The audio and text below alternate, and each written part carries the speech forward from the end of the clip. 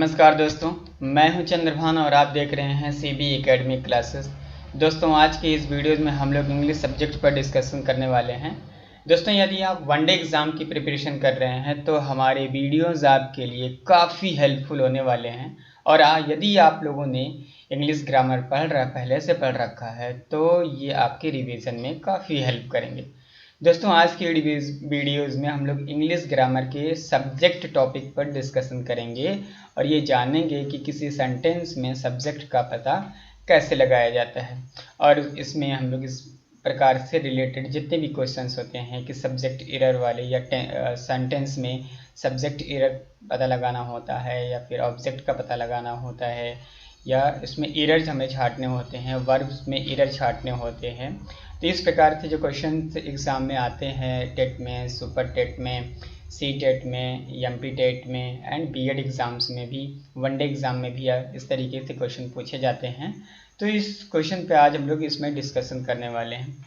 तो स्टार्ट करने से पहले दोस्तों, यदि आप हमारे चैनल पर नए हैं तो हमारे चैनल को सब्सक्राइब ज़रूर कर लीजिएगा और बेल आइकन का बटन ज़रूर प्रेस कर लीजिएगा, जिससे कि आपको हमारे वीडियोस के नोटिफिकेशन सबसे पहले मिल सकें और आपके एग्ज़ाम की प्रिपरेशन में आपकी हेल्प कर सके। तो चलिए दोस्तों, शुरू करते हैं और हम देखते हैं हमें सबसे पहले कौन से टॉपिक्स पर डिस्कशन करना है। इंग्लिश में कितने कैरेक्टर्स होते हैं और ये कैरेक्टर्स किस किस फॉर्म में होते हैं, हम इस पर डिस्कशन करेंगे। तो चलिए शुरू करते हैं। तो in English there are 26 character. In English, there are 26 characters. You know also. Their characters are called alphabets. You also know. This alphabet makes word by combine in a meaningful aspects. These characters are called alphabet. This alphabet makes word by combine in a meaningful aspects. तो आप लोग समझ रहे होंगे दोस्तों कि ये जो वर्ड्स होते हैं, जो ये अल्फ़ाबेट्स होते हैं, ABCD 1 to 26 तक होते हैं, A to Z होते हैं। तो A to Z में ये जो कैरेक्टर्स होते हैं, अगर इन कैरेक्टर्स को आपस में कंबाइन कर दिया जाए तो एक मीनिंग निकलता है। जैसे कि अगर हम ले लेते हैं R, एक कैरेक्टर हो गया, दूसरा हो गया A और तीसरा हो गया M। तो हम देखते हैं RAM, एक अल्फ़ाबेट क्या है, R है, दूसरा अल्फ़ाबेट क्या है, A है, तीसरा अल्फ़ाबेट क्या है, M है। तो तीनों कंबाइन होकर के क्या बन रहे हैं, राम। इसका मतलब एक मीनिंगफुल एस्पेक्ट यहाँ पे निकल के आ रहा है कि किसी का नाम हो सकता है। तो इस प्रकार से दोस्तों हम इसको जान लेते हैं। अगला पॉइंट है दोस्तों वॉवेल्स। वॉवेल्स कितने, 26 कैरेक्टर्स में वॉवेल्स कितने होते हैं दोस्तों, 5 वॉवेल्स होते हैं। उसमें क्या कौन से हो जाएंगे दोस्तों, A, E, I, O, U, A, E, I, O, U। ये जो 5 वॉवेल्स होते हैं ये मोस्ट इंपॉर्टेंट होते हैं दोस्तों। वनडे एग्जाम्स में ऑब्जेक्टिव टाइप क्वेश्चन में पूछ लिया जाता है कि वॉवेल्स कितने होते हैं, या वॉवेल्स में दे दिया जाता है। जैसे ऑप्शन में दे दिया गया A, दे दिया गया O, दे दिया U दिया और इसमें H दे दिया। तो दोस्तों उसमें पूछ लिया जाता है कि इसमें वॉवेल्स कौन सा नहीं है, तो आप जो H लगाएंगे तो वो आपका वॉवेल्स नहीं होगा। वॉवेल्स क्या है, H क्या है, कॉन्सोनेंट है। तो कॉन्सोनेंट की संख्या दोस्तों कितनी होती है, 21 होती है। तो AEIOU को छोड़कर बाकी 26 में से जो 21 कैरेक्टर्स होते हैं वो सभी क्या होते हैं, कॉन्सोनेंट होते हैं। कॉन्सोनेंट हमारे क्या क्या होते हैं, BCDFGHLMNPQLRSTVWXYZ। तो ये 21 कैरेक्टर्स जो हैं दोस्तों, ये क्या है ये हमारे कॉन्सोनेंट हैं। तो आपने जाना क्या क्या, वॉवेल्स जान लिया, वॉवेल्स क्या क्या होते हैं, कॉन्सोनेंट क्या होते हैं, ये आपने जाना। चलिए आगे देखते हैं सेंटेंस। इन्हीं जो अल्फ़ाबेट्स हैं, वॉवेल्स एंड कॉन्सोनेंट को कंबाइन करके हम क्या बनाते हैं दोस्तों, वर्ड्स बनाते हैं। ये सभी आपस में मिल करके क्या बनाएंगे, वर्ड्स बनाएंगे। तो words which make a sentence. जो वर्ड्स होते हैं वो आपस में मिलकर के क्या बनाते हैं, सेंटेंस बनाते हैं। तो सेंटेंस की डेफिनेशन क्या हो जाएगी दोस्तों, a group of words which make a complete sense is called sentence. A group of words which make a complete sense is called sentence. देखिए दोस्तों, सेंटेंस क्या होते हैं कि जैसे जो वर्ड्स होते हैं, हमने कई वर्ड्स रखा, जैसे कि Ram is playing, Ram is playing, तो इसमें कई सारे वर्ड्स हैं। जैसे राम एक वर्ड्स हो गया, इज एक वर्ड्स हो गया, प्लेइंग एक वर्ड्स हो गया। तो इस सभी मिल करके एक सेंटेंस निकल रहा है, ये सभी मीनिंगफुल सेंटेंस निकल रहा है, एक सेंस निकल रहा है। इसका क्या निकल रहा है कि राम इज प्लेइंग, मतलब राम खेल रहा है। तो इसका कंप्लीट सेंस निकल रहा है। जैसे आपसे हम कहें कि राम खेल रहा है, तो आप समझ गए कि राम कहीं ना कहीं खेल रहा होगा, या सामने खेल रहा है, या पीछे खेल रहा है, या दाएं खेल रहा है, बाएं खेल रहा है, कहीं ना कहीं खेल रहा है। इसका मतलब आपको समझ में आ गया होगा। तो देखिए दोस्तों, इसका एक क्रम होता है, सेंटेंस का एक क्रम होता है। वो क्या होता है, सबसे पहले हम क्या रखते हैं, सेंटेंस में क्या होता है, सबसे पहले सब्जेक्ट होता है, उसके बाद वर्ब होता है, उसके बाद ऑब्जेक्ट होता है। ये फंडामेंटल है दोस्तों, इसका एकदम बेसिक चीज़ है, ये होना बहुत नेसेसरी, बिना इसके सेंटेंस कंप्लीट नहीं माना जाता। प्लस इसमें हम और भी ऐड कर सकते हैं, यदि सेंटेंस लंबा है तो इसमें प्लस कॉम्प्लीमेंट भी ऐड कर सकते हैं। तो हो जाएगा क्या, subject plus verb plus object plus complement. तो इस तरीके से दोस्तों आगे बढ़ते हैं। अगला है सब्जेक्ट। हम सब्जेक्ट का पता कैसे लगाएंगे, किसी सेंटेंस में हम सब्जेक्ट का पता कैसे लगाएंगे, ये आइए जान लेते हैं। कि जब क्रिया वर्ब में कौन, हु लगाकर प्रश्न पूछते हैं और जो उत्तर मिलता है उसे सब्जेक्ट कहते हैं। जैसे यहाँ पे एग्जांपल दिया हुआ, राम रोट ए लेटर। तो राम रोट ए लेटर में यदि हमें पता लगाना हो कि सब्जेक्ट कौन सा है इसमें से, तो क्या करेंगे, हम वर्ब को देखेंगे। रोट, रोट क्या है, हमारा वर्ब है। तो इसमें क्या लगाएंगे, कौन, कौन पत्र लिखता है। तो कौन लगाने से आपको ये मिल जाएगा क्या, कि राम पत्र लिखता है। डेट मीन्स कि राम हमारा क्या हो गया, सब्जेक्ट हो गया यहाँ पे। देखिए देखो, रोट है ये हमारा क्या हो जाएगा, वर्ब हो जाएगा। और इसी तरीके से हम ऑब्जेक्ट का भी पता लगा सकते हैं। जैसे यहाँ पे लिखा हुआ, Mohan bot a shirt, Mohan bot a shirt. तो इसमें दोस्तों देखिए, कौन शर्ट खरीदता है दोस्तों, मोहन खरीदता है। डेट मीन्स क्या हो गया, मोहन क्या है, हमारा सब्जेक्ट है। देखिए दोस्तों, एक सेंटेंस यहाँ पर भी है। अब इसमें लिखा, on the top of the hill lives a hermit. इसमें क्या है दोस्तों, अगर आप इसमें ये सेंटेंस में, आप कभी कभी होता है कि सेंटेंस में सब्जेक्ट एकदम पहले ही होता है, बट इस सेंटेंस में क्या है दोस्तों कि सब्जेक्ट एकदम लास्ट में है। तो अगर हम ये पूछें कि हिल्स पर कौन है, तो हिल्स पर कौन है, टॉप ऑफ द हिल्स पर कौन है, तो टॉप ऑफ द हिल्स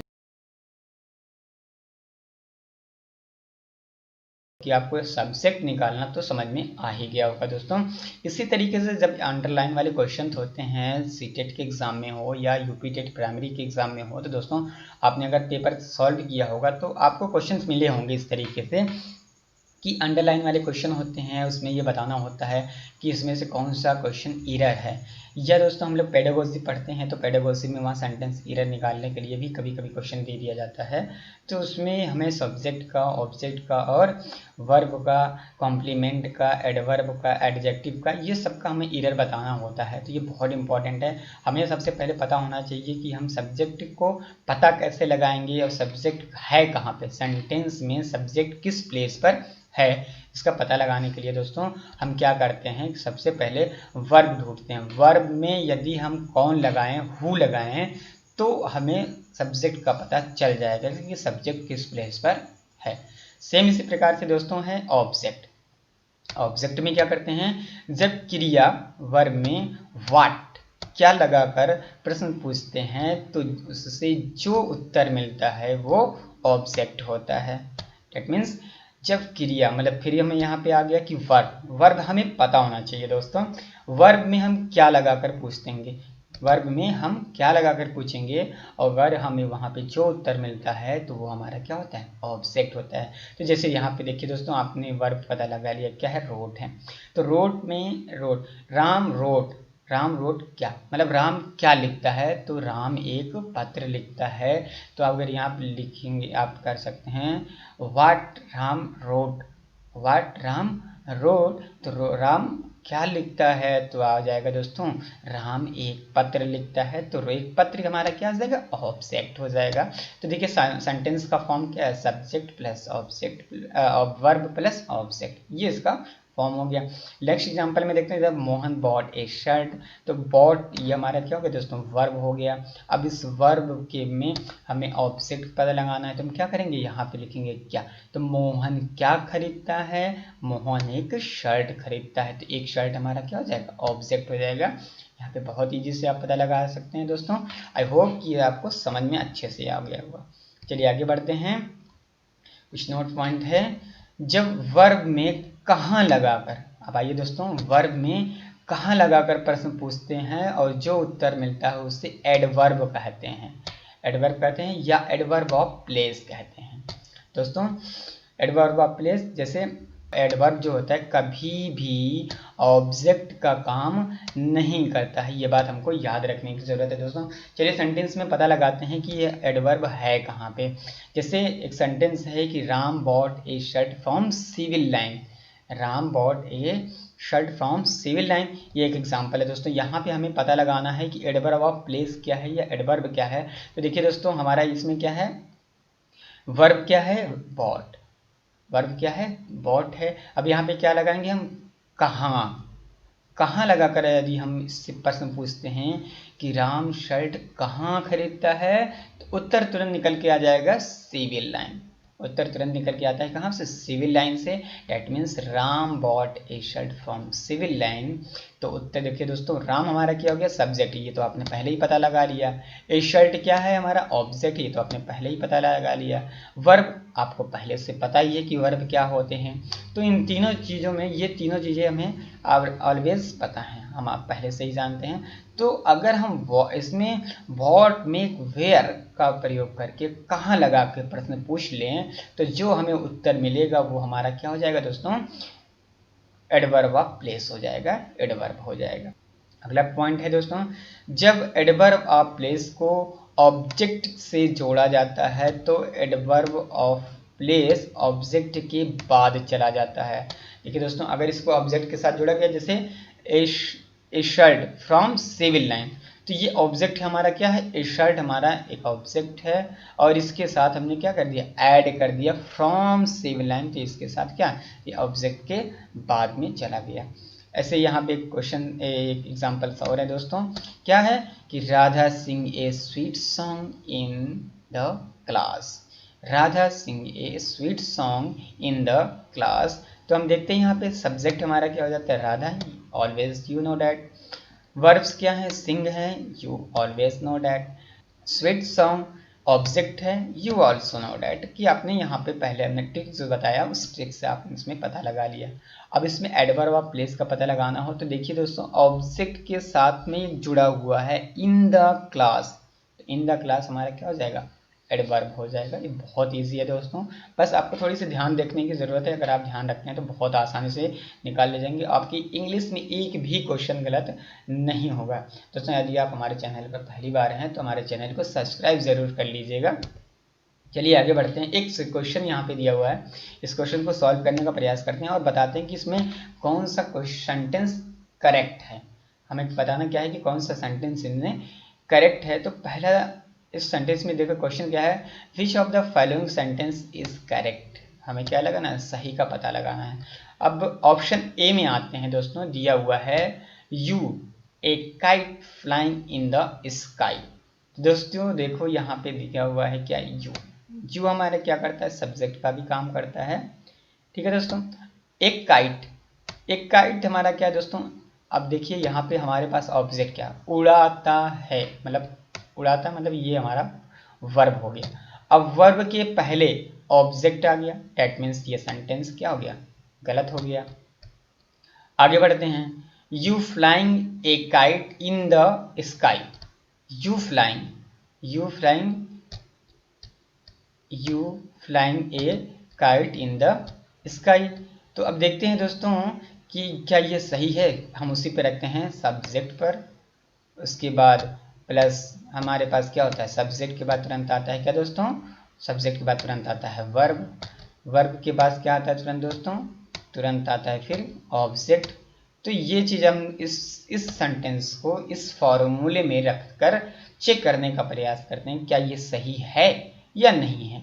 तो इसमें हम देखते हैं सबसे पहला यू, यू हमारा क्या है दोस्तों, सब्जेक्ट का काम कर रहा है। अगर हम यहाँ पे देखते हैं फ्लाइंग, फ्लाई क्या है हमारा दोस्तों, उड़ रहा है, इसका मतलब ये वर्ब है, सब्जेक्ट के बाद वर्ब आ गया। एक काइट, एक काइट हमारा क्या है दोस्तों, ऑब्जेक्ट का काम कर रहा है, इसका मतलब ये भी इस फॉर्म में है। उसके बाद दोस्तों in the sky, in the sky हमारा क्या हो गया, एडवर्ब ऑफ प्लेस या एडवर्ब हो गया। तो देखिए दोस्तों ये सेंटेंस हमें कुछ सही लग रहा है, आगे भी चेक कर लेते हैं, आई होप सो कि आगे भी सही होना चाहिए कुछ। चलिए चेक करते हैं। यू, यू के बाद इन द स्काई, दोस्तों देखिए गलत हो गया, इन पहले ही आ गया, उसके बाद इन द काइट, ये तो दोस्तों कोई मीनिंग ही नहीं समझ में आ रहा है, तो ये पूरी तरीके से गलत हो गया। तो देखिए दोस्तों इसमें इस सेंटेंस में ये वाला ऑप्शन बी, ऑप्शन बी जो है दोस्तों एकदम से सही हमें नज़र आ रहा है। क्यों, क्योंकि ऑप्शन बी सही होने का कारण ये है कि ये फार्मूले को फॉलो कर रहा है। तो ये ऑप्शन बी हमारा क्या हो जाएगा, ये ऑप्शन बी हमारा एकदम राइट हो जाएगा दोस्तों। क्यों, क्योंकि you flying A kite in the sky, कि आप आसमान में पतंग उड़ा रहे हैं। अगला पॉइंट है दोस्तों सब्जेक्ट, सब्जेक्ट में सबसे पहला पॉइंट है क्वालिफायर, उसके बाद नाउन, क्वालिफायर नाउन। क्वालिफायर क्या होते हैं दोस्तों, विशेषता बतलाने वाले को हम क्या कहते हैं, क्वालिफायर कहते हैं, विशेषता बतलाने वाले को। जैसे रेड रोज, रेड रोज, तो रेड क्या है दोस्तों, रोज की विशेषता बता रहा है कि गुलाब लाल है। तो इसी तरीके से बहुत सारे क्वालिफायर्स होते हैं, हम उसको एक एक करके पढ़ेंगे। क्वालिफायर में सबसे पहला पॉइंट आता है डिटरमाइनर, उसके बाद एडजेक्टिव आता है, उसके बाद एडजेक्टिव फेज आता है। तो इस तरीके से एक एक करके हम दोस्तों इसको पढ़ेंगे आगे अगली क्लास में। अगले ये देखिए है नाउन एहेड, नाउन सिंगुलर भी होता है और प्लूरल भी होता है। तो देखिए दोस्तों सब्जेक्ट को हम एक एक करके स्टार्ट करते हैं, इसको समझने का प्रयास करेंगे कि ताकि इसमें किसी प्रकार का एरर ना आए, और जो भी सेंटेंस में एरर होते हैं हम उसका आराम से पता लगा करके सॉल्व कर सकें। चलिए दोस्तों आगे बढ़ते हैं, हम इस तरीके से और भी पढ़ेंगे दोस्तों, जैसे डिटरमाइनर प्लस नाउन पढ़ेंगे, अगला पॉइंट होगा हमारा टॉपिक होगा, एक पूरा टॉपिक होगा पूरा इस पर। Determiner plus objective plus noun, ये भी हमारा एक पूरा टॉपिक होगा, बहुत बड़ा है, इसको समझने का प्रयास करेंगे। उसके बाद अगला टॉपिक हमारा होगा determiner plus objective plus noun plus adjective phase, ये हमारा एक पॉइंट और भी होगा, इसको भी हम पढ़ने का एक पूरे वीडियोस में इस पर डिस्कशन करेंगे। देखिए दोस्तों ये जो पॉइंट्स होते हैं, ये हमारे पॉइंट्स जो है हमें सेंटेंस एरर ढूंढने में बहुत मदद करते हैं। अगर इन चीज़ों को हम बहुत अच्छे से पढ़ लेते हैं और समझ लेते हैं तो सेंटेंस एरर वाले क्वेश्चन हमारे गलत नहीं होते हैं। और सेंटेंस एरर आज के हर एक एग्जाम में, कोई सा भी आप एक वनडे एग्जाम अगर दे रहे हैं तो सेंटेंस एरर के क्वेश्चन आना एकदम 100% तय है। तो चलिए दोस्तों इसमें सबसे पहला पॉइंट हम उठाते हैं डिटरमाइनर। अगला पॉइंट है दोस्तों हमारा डिटरमाइनर। डिटरमाइनर में क्या होते हैं, डिटरमाइनर नाउन का निर्धारण करते हैं। डिटरमाइनर क्या होते हैं दोस्तों, डिटरमाइनर नाउन का निर्धारण करते हैं, परंतु नाउन की क्वालिटी को नहीं बताते हैं। ये डिटरमाइनर जो होते हैं वो नाउन का निर्धारण करते हैं, परंतु नाउन की क्वालिटी को नहीं बताते हैं। अब इसको हम डिटरमाइनर हो क्या सकते हैं दोस्तों, इसको आर्टिकल के थ्रू पढ़ने का प्रयास करते हैं कि डिटरमाइनर होते क्या क्या हैं। जैसे आर्टिकल हमारा क्या क्या होता है, आर्टिकल होता है हमारा ए, एन होता है और द होता है। तो नाउन के पहले जो लगे होते हैं, नाउन के पहले जो लगे हुए होते हैं, जैसे ए लगा होता है, एन लगा होता है, द लगा होता है, तो इस तरीके से जो नाउन के पहले लगे होते हैं ये डिटरमाइनर होते हैं, ये निर्धारित करते हैं। अगला पॉइंट है जब आर्टिकल का प्रयोग नाउन से पहले किया जाता है, जब आर्टिकल का प्रयोग नाउन से पहले किया जाता है तो आर्टिकल नाउन के निश्चित तथा अनिश्चित होने के बारे में बतलाता है। जैसे इनडिफिनिट आर्टिकल, इनडिफिनिट आर्टिकल में कौन कौन से होते हैं, ए और एम, ये दो होते हैं प्लस नाउन, तो ये कौन से हो जाएंगे, इनडिफिनिट आर्टिकल ये हो जाएंगे, अनिश्चित आर्टिकल। उसके बाद डेफिनिट आर्टिकल क्या होते हैं दोस्तों, definite article the plus noun, ये हमारे क्या होता है, डेफिनेट आर्टिकल होते हैं। तो दोस्तों कभी कभी सेंटेंस में ये पूछ लेता है हमसे एग्जाम में कि डेफिनेट आर्टिकल और इनडेफिनेट आर्टिकल के बारे में, कि डेफिनेट आर्टिकल छांटिए, उसमें से हमें दिया जाता है और बता दिया जाता है कि उसमें डेफिनेट आर्टिकल छांटने होते हैं या इनडेफिनेट आर्टिकल कौन से हैं। तो ये हमें एग्जाम में पूछ लिया जाता है कि अब पढ़ने का प्रयास करते हैं कि कौन सा डेफिनेट आर्टिकल, जैसे यहाँ पे लिखा हुआ a book is on the table, a book एक book is on the table, table पर है। तो ये क्या हमारा ए लगा हुआ है दोस्तों, ए हमारा क्या होता है, इनडेफिनिट आर्टिकल होता है। तो ये इनडेफिनिट आर्टिकल हमारा क्या कर रहा है, डिटरमाइनर का काम कर रहा है। तो इसमें डिटरमाइनर क्या है दोस्तों, ए है, तो ए हमारा सब्जेक्ट के साथ लग गया। और हमें सब्जेक्ट क्या है, नाउन है, नाउन क्या है, बुक, नाउन क्या है दोस्तों, बुक है। अभी नाउन हम लोग आगे भी चल करके डिस्कस करेंगे कि नाउन क्या होते हैं, किस प्रकार के होते हैं, कैसे कैसे होते हैं। तो इसके जितने उसके प्रकार होते हैं जो है तो उसको पूरा डिस्कशन करेंगे आगे की वीडियोस में। पहले अभी यहाँ पे जो है उसको हम देखने का प्रयास करते हैं। अगला एग्जांपल है the book of Ram is on the table. इसमें द बुक जो है दोस्तों, द बुक ये क्या है दोस्तों, ये डेफिनेट आर्टिकल है, ये डेफिनेट आर्टिकल है, मतलब निश्चित आर्टिकल है। तो देखिए द बुक ऑफ राम, एकदम श्योर हो गया कि वो बुक किसकी है, राम की है। अब यहाँ पे ए बुक, यहाँ पे हमें पता नहीं चल रहा है कि वो बुक किसका है, बट बुक है, लेकिन ये नहीं पता कि किसका है। तो ये इनडिफिनिट आर्टिकल हो गया। लेकिन हमें द बुक ऑफ राम, यहाँ पे हमें एकदम क्लियर हो गया कि वो बुक क्या है, राम का है। तो ये पूरा क्या करेगा दोस्तों, सब्जेक्ट का काम करेगा। तो सब्जेक्ट हमारा द बुक ऑफ राम, ये पूरा यहाँ से यहाँ तक का क्या हो गया, सब्जेक्ट हो गया। इज हमारा क्या है, हेल्पिंग वर्ब हो गया दोस्तों। ऑन द टेबल, तो टेबल हमारा क्या हो जाएगा, ऑब्जेक्ट। चलिए आगे बढ़ते हैं। आर्टिकल को छोड़कर सभी डिटरमाइनर, आर्टिकल को छोड़कर सभी डिटरमाइनर प्रोनाउन से लिए जाते हैं, और ये सभी जब पार्ट्स ऑफ स्पीच में पहुंचते हैं तो ऑब्जेक्टिव कार्य करते हैं। आर्टिकल को छोड़कर सभी डिटरमाइनर प्रोनाउन से लिए जाते हैं, और ये सभी जब पार्ट्स ऑफ स्पीच में पहुंचते हैं तो वो ऑब्जेक्ट का कार्य करते हैं। तो चलिए दोस्तों देखते हैं कि ये प्रोग्रेसिव एडजेक्टिव क्या होते हैं, अधिकरण कारक विशेषण क्या होते हैं। तो ये देखिए दोस्तों कई प्रकार से होते हैं। पहले तो हम जानते हैं ना प्रोनाउंस क्या क्या, हमारे प्रोनाउंस 7 प्रकार के होते हैं। जैसे आई हो गया, we, you, he, she, it, they, ये सभी हमारे कितने 7 प्रकार के प्रोनाउन हैं। इन सातों प्रकार में फॉर्म्स होते हैं, फर्स्ट पर्सन होते हैं। फर्स्ट पर्सन के लिए हम यूज़ करते हैं क्या, pronoun I and we use करते हैं। और इसका सब्जेक्टिव फॉर्म जो होता है आई और वी होता है। सब्जेक्टिव केस में फर्स्ट पर्सन के लिए आई एंड वी का ही प्रयोग करते हैं।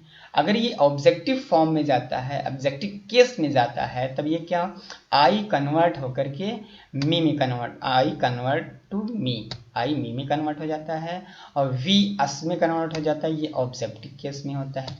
और अगर इसी का आई का हमें प्रोग्रेसिव केस देखना हो तो ये माई में कन्वर्ट हो जाता है, ये माई, और वी क्या है, अस में कन्वर्ट हो जाता है।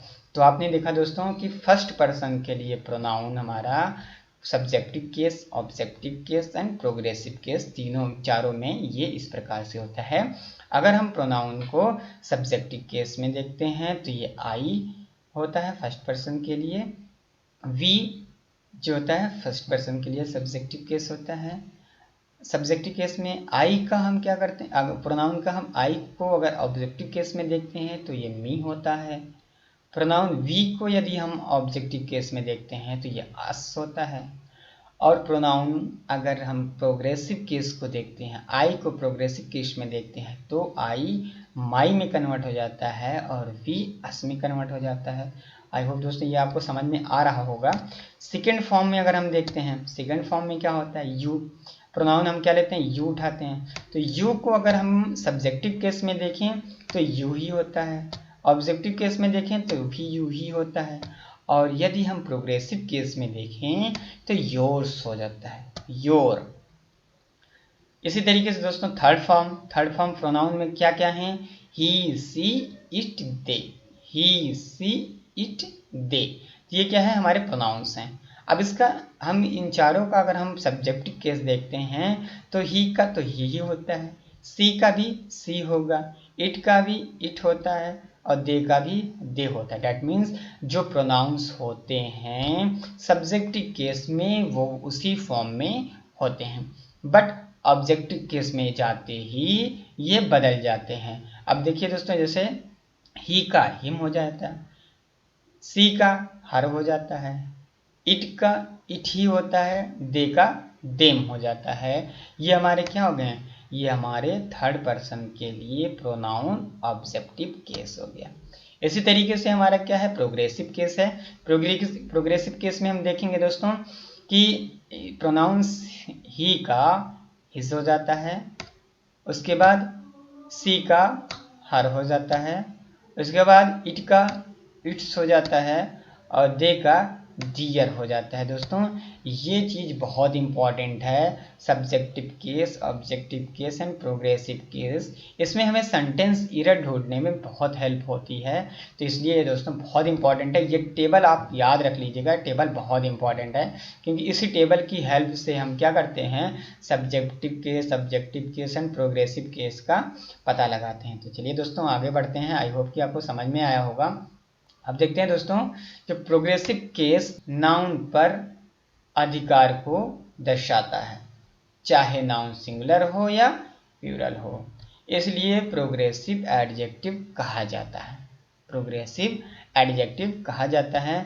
जैसे फॉर एग्जांपल यहाँ दिया, my book is very costly. तो दोस्तों यहाँ पे लिखा माई, माई तो आप देख रहे हैं दोस्तों, माई किस फॉर्म में है, माई प्रोग्रेसिव केस में है।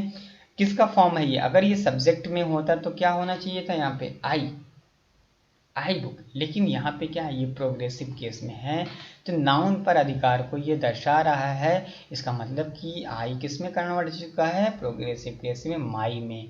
ठीक है, तो my book is very costly, तो ये प्रोग्रेसिव केस का है, तो इसको क्या कहते हैं, एडजेक्टिव, प्रोग्रेसिव एडजेक्टिव कहेंगे।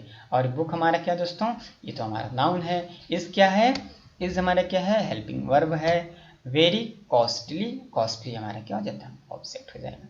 इसी तरीके से your beauty is very attractive, your beauty is very attractive, यहाँ पे पसेसिव केस क्या है, पसेसिव एडजेक्टिव क्या है दोस्तों, योर है।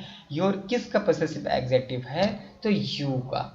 यू सब्जेक्ट फॉर्म में या प्रोनाउन में होता यू, तो क्या होता, योर होता तो क्या होता, यू होता। क्योंकि ये प्रोनाउन में है नहीं, तो ये किस फॉर्म में है, प्रोग्रेसिव केस में है। तो ये नाउन्स पर क्या करता है, अधिकार को दर्शा रहा है। योर ब्यूटी, ठीक है दोस्तों, your beauty is very attractive, इसका मतलब ये हुआ कि ये इस पर अधिकार को दर्शा रहा है, मतलब आपको समझ में आ गया होगा। चलिए दोस्तों आगे बढ़ते हैं, पहला रूल देखते हैं दोस्तों।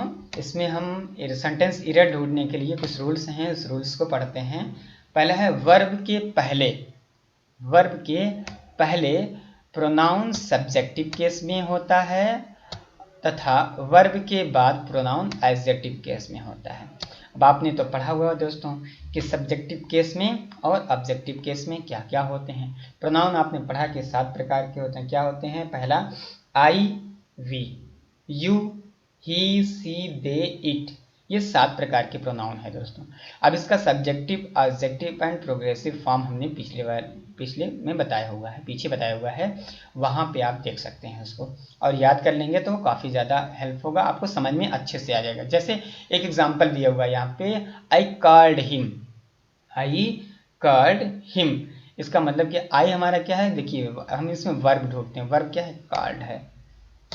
अब सब्जेक्ट के पहले आया हुआ है, सब्जेक्ट जो है वर्ब के पहले आया हुआ सब्जेक्ट आई, तो ये किस फॉर्म में है, सब्जेक्टिव केस में है। आई किस फॉर्म में है, सब्जेक्टिव केस में है।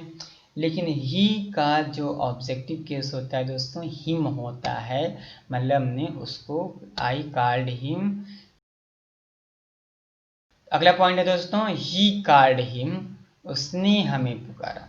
ही का मतलब क्या दोस्तों, ही देखिए, हिम यहाँ पे क्या है, हिम यहाँ का सब्जेक्टिव फॉर्म, तो ये सब्जेक्टिव फॉर्म में इस पर पलट गया ये, तो ये आ गया यहाँ पे ही हमारा क्या है, सब्जेक्टिव फॉर्म में है।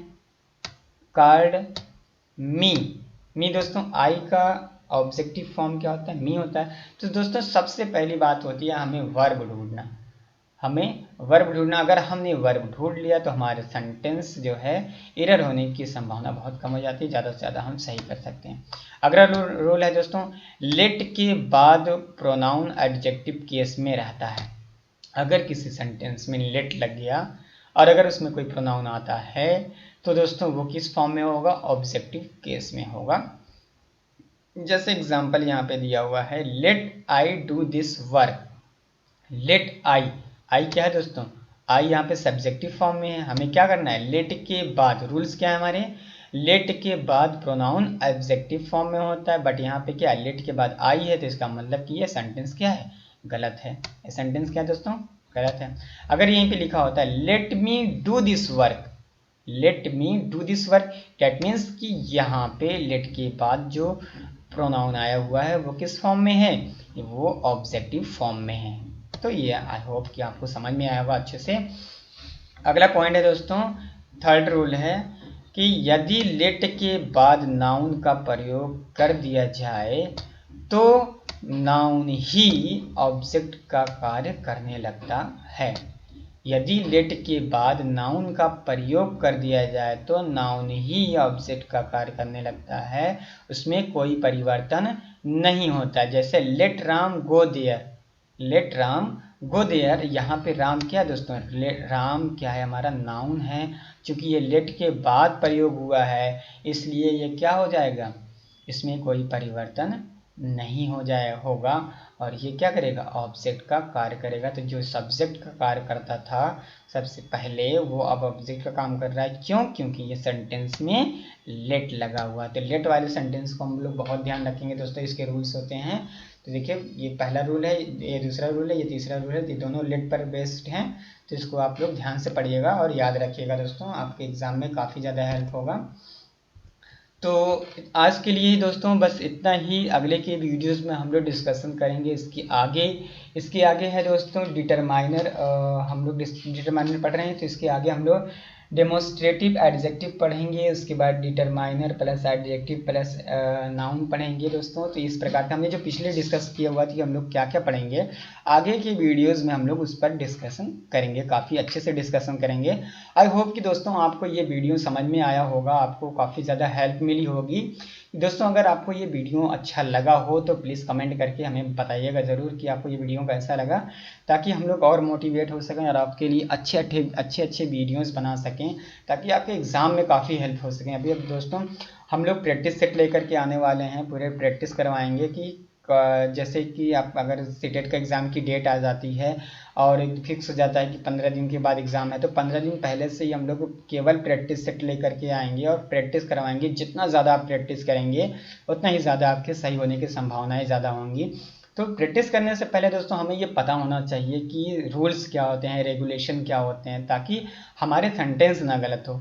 तो दोस्तों अगर हमें रूल्स वगैरह या डेफिनेशन वगैरह नहीं पता होते हैं तो हम कितना भी क्वेश्चन सॉल्व करें हमारे ज़्यादा से ज़्यादा गलत होते हैं। लेकिन अगर एक बार हम अच्छे से पढ़ लेते हैं, पूरे एकदम जैसे सिस्टमेटिक तरीके से हर एक चीज़ को जान लेते हैं, तो हमारी गलतियां बहुत कम होती हैं और तभी दोस्तों टेस्ट सॉल्व करने का मज़ा भी बहुत आता है, क्योंकि हमें सारी चीज़ें पता होती हैं। तो आई होप दोस्तों आपको समझ में आया होगा। तो अगर आप हमारे चैनल पर पहली बार आए हो तो हमारे चैनल को सब्सक्राइब ज़रूर कर लीजिएगा दोस्तों, और अगर पसंद आया हो तो वीडियोस में हमारे कमेंट बॉक्स में जाकर के कमेंट ज़रूर करिएगा। Thank you so much for watching this video.